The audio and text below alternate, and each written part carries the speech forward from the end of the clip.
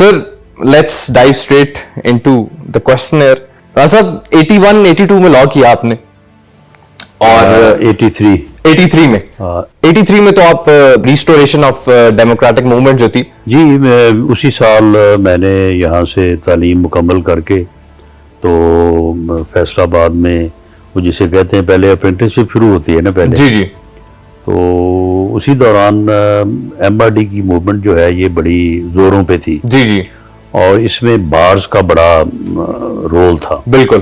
तो हम भी नए नौजवान मेंबर थे तो उसमें फिर जो है वो हिस्सा लिया। बिल्कुल।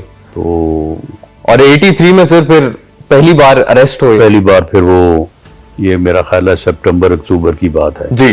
तो हम वहाँ पे जो है वो गिरफ्तारियाँ पेश करवाया करते थे मैनेज करके, यानी वहाँ पे फैसलाबाद की एक मेन प्लेस है घंटाघर जी, तो वहाँ पे रोज़ाना जो है वो एहतजाज ये होता था कि वहाँ पे लोग इकट्ठा होते, नारेबाजी होती और फिर दो लोग ख़ुद को गिरफ्तारी के लिए पेश करते।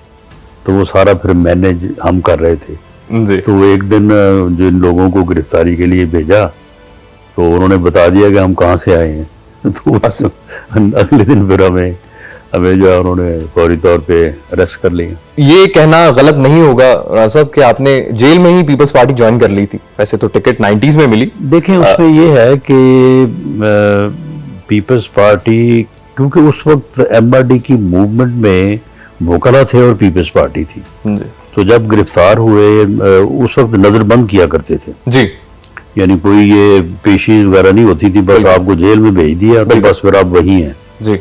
तो वहाँ पे जब गए तो वहाँ पे वकला भी थे और पीपल्स पार्टी के जो मेन अहदेदारान हैं वहाँ पे उस वक्त अहमद सईद अवान होते थे वहाँ जी, बदरुद्दीन चौधरी होते थे तो वो फिर सब वहीं पे थे, उनसे दोस्ती हो गई, तल्लक हो गया तो उसी बुनियाद के ऊपर फिर 90 में जो है वो मैंने पीपल्स पार्टी के टिकट पे इलेक्शन भी लड़ा। बिल्कुल। और फिर आंसर वहाँ से नून लीग का जो नून लीग में आ गए वो इस तरह से है कि हमने पीपल्स पार्टी में बड़ी जदोजहद की फॉर रेस्टोरेशन ऑफ डेमोक्रेसी और उसी बुनियाद पे टिकट दिया गया, MPA मुंतखब हो गए। MPA मुंतखब होने के बाद यहाँ जो है वो बड़ी डट के जो है वो उस वक्त की मुस्लिम लीग की मुखालफत की, पीपल्स पार्टी की हमायत की जी। और मियाँ नवाज शरीफ उन दिनों गालिबन होते थे चीफ मिनिस्टर, इनके भी ख़िलाफ़ बड़ी जो है वो एहतजाज वगैरह किए। लेकिन बाद में हुआ ये कि 93 में वो जो हमारे वहाँ पे मुखालफ थे ना, यानी जो मुस्लिम लीग थे जी, जिसमें ज़ाहिद सरफराज एक बड़ा नाम था जी जी, और वो सारे जो थे वो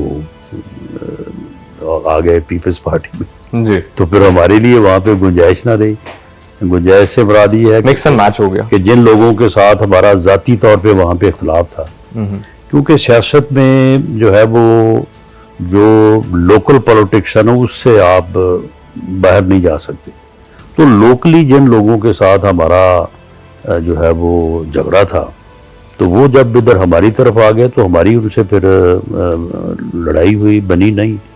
तो उन्होंने फिर पीपल्स पार्टी के टिकट पे इलेक्शन लड़ा, हमने उनका साथ नहीं दिया तो उनकी शिकायत पे फिर पीपल्स पार्टी ने जो है वो हमें रुकनियत हमारी मुअत्तल कर दी। तो मैंने कहा ठीक है, हम फिर दूसरी पार्टी तो फिर मुस्लिम लीग ही थी तो उस वक्त हमने 92-93 में ज्वाइन किया जी, और आज कोई तकरीबन 33-34 साल हो गए जी। तो फिर उन्हीं से वाबस्ता है। रान साहब, एनालिस्ट कहते हैं कि ये जो इस वक्त मुफाहमत का जो आपका बयानिया है ये नून लीग की सियासी कमजोरी शो कर रहा है, इस पे क्या कहना चाहेंगे? नहीं देखिए, मुफाहमत का बयानिया हरगिज नहीं है। मेरा एक सियासी कारकुन के तौर पे ये मौक़िफ़ है कि जमहूरियत जो है, जो पार्लिमानी जमहूरियत जो हमारे मुल्क में राइज है, जो हमारा कॉन्स्टिट्यूशन है, ये डायलॉग के बगैर नहीं चल सकती जी। जमहूरियत डायलॉग से आगे बढ़ेगी, डेडलॉक से नहीं। पार्लियामेंट में हिज़्ब इख्तिलाफ और हिज़्ब इक़्तिदार کہ اگر آپس میں ریلیشن نہیں ہوگا، ریلیشن سے مراد یہ ڈائلاگ نہیں ہوگا، آپس میں جو ہے وہ ملکی مسائل کے اوپر گفتگو نہیں ہوگی، یہ نظام چل ہی نہیں سکتا۔ یہ عمران خان صاحب نے جو 4 سال کیا، پارلیمانی سسٹم جو ہے اس چیز سے ناواقف ہے کہ لیڈر آف دی اپوزیشن جو ہے وہ اور لیڈر آف دی ہاؤس جو ہے، جو کہ وزیر اعظم ہوتا ہے، ان کے درمیان جو ہے وہ 4 سال کوئی گفتگو نہ ہو، 4 سال ان کے درمیان کوئی مشورہ نہ ہو، بلکہ کانسٹیٹیوشن اس بات کو مینڈیٹ کرتا ہے ڈیفرنٹ ایشوز کے اوپر، جس طرح سے الیکشن کمیشن کی تعیناتی ہے اور بھی اسی طرح سے چیزیں ہیں کہ دونوں نے مشاورت سے یہ کام کرنے ہیں۔ تو یہ تو سسٹم اس بات سے واقف ہی نہیں ہے کہ حزب اختلاف اور حزب اقتدار میں آپس میں رابطہ نہ ہو۔ آپ ہی کی سٹیٹمنٹ یہ بھی تھی کہ یا تو ہم نہیں یا تو وہ نہیں، یہ اس کی سیاست ہے۔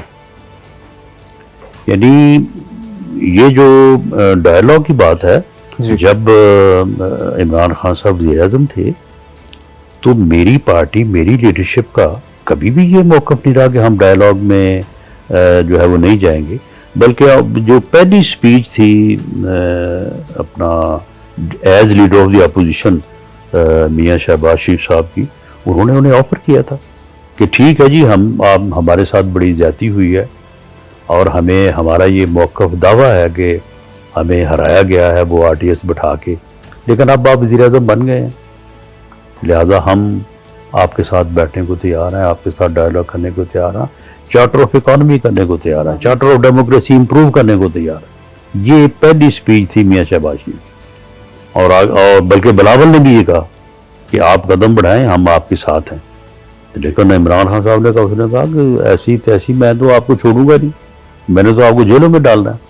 اور انہوں نے 4 سال لیڈر آف دی اپوزیشن کے ساتھ مصافحہ تو کیا، ٹیلی فون پہ بھی کبھی گفتگو نہیں کی۔ تو انہوں نے جو سیاست کی ہے، یا اب تک بھی جو کر رہے ہیں، ان کی سیاست یہی ہے، وہ یا خود ہیں اور اس کے علاوہ کوئی نہیں۔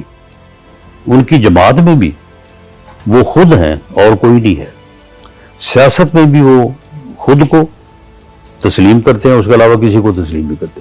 جب وہ حکومت میں تھے انہوں نے اپوزیشن کو تسلیم نہیں کیا، اب اپوزیشن نے حکومت کو تسلیم نہیں کرتا۔ تو یہ ان کی سیاست کا جو رخ ہے وہ یہی ہے۔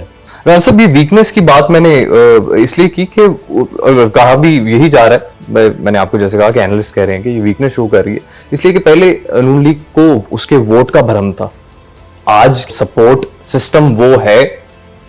دیکھیں، ایک سسٹم، ایک قانون، ایک پروسیجر کے تحت آپ جو ہے وہ اپنی پوزیشن کو مینٹین کرتے ہیں۔ رہی بات کہ میرے مخالف کا کیا موقف ہے، جب 18 کا الیکشن ہوا تو اس وقت ہمارا موقف بھی تھا، لیکن اس کے باوجود عمران خان صاحب وزیر اعظم بنے۔ اس وقت بھی RTS کے بٹھائے جانے کا جو ہے وہ شور تھا، اور حقیقت ہماری نظر میں تو پوری حقیقت تھی، لیکن ود دی جو ہے وہ operation of law and procedure وہ وزیر اعظم بن گئے۔ ہم نے تسلیم کیا اور اس کے بعد 4 سال وہ رہے۔ ہم نے سسٹم کے تحت، نظام کے تحت ان کے خلاف ووٹ آف نو کانفیڈنس کیا۔